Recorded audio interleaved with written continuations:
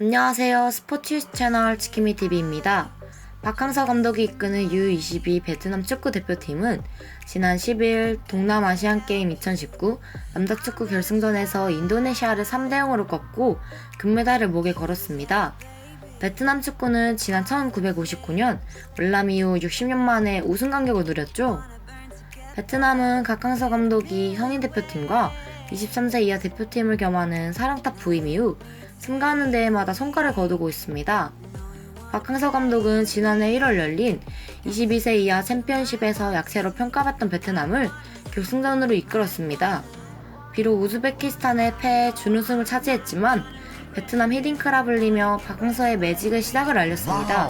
박항서 감독은 그해 8월 아시안게임에서 베트남을 56년 만에 4강에 올려놓았고 12월 AFF 스즈키컵에는 10년 만에 우승으로 이끌었네요. 박항서 감독은 올해도 상승세를 이어갔습니다. 지난 2월 아시안컵에서 12년 만에 8강에 오른 베트남은 6월 킹스컵에서 준우승을 차지했고 11월 재계약 후 참가한 이번 대회에서는 더 놀라운 성과를 올렸습니다. 베트남 매체 징은 12일 베트남 축구의 얼굴을 바꾸는 박항서라는 제목으로 보도한 태국 언론 SMM 스포츠 기사를 소개했습니다. SMM 스포츠는 박항서 감독이 이끄는 베트남을 지켜보며 태국을 전성기로 이끌었던 히아티삭 세나무엉 전 태국 감독을 떠올렸습니다.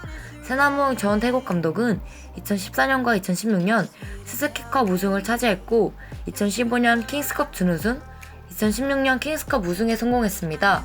SMM 스포츠는 6년 전으로 돌아가면 동남아 축구는 태국이 평정했다.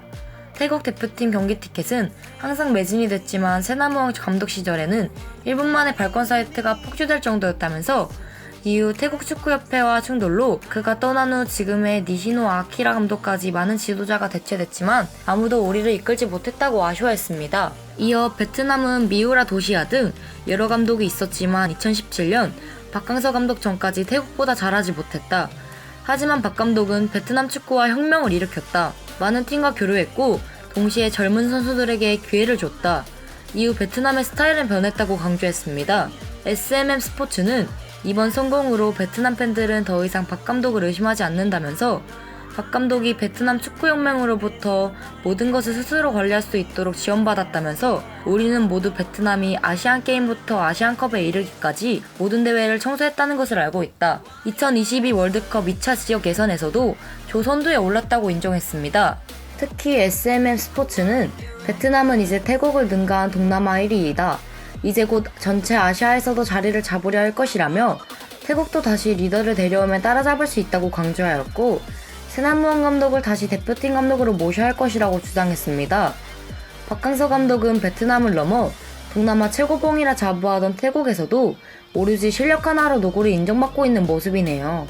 박항서 감독은 13일 연합뉴스와의 인터뷰에서 조국에서도 많은 관심과 격려, 응원을 해주셔서 오랫동안 기다렸던 결과를 달성했다며 밝게 웃었습니다. 이어 올림픽과 월드컵 진출에 대한 기대를 묻는 말에는 챔피언이니까 왕자를 지키는 것이 중요하다며 내년에 스즈키컵이 있고 2년 뒤에는 또 SEA 게임이 있다고 답했습니다. 그러면서 지금 정상에 올랐다고 1, 2년 만에 탈동남아를 할 만큼 세계의 벽은 낮지 않다며 올림픽과 월드컵에 나가려면 장기적인 플랜이 필요하고 그렇지 않으면 쉽지 않다고 설명했습니다.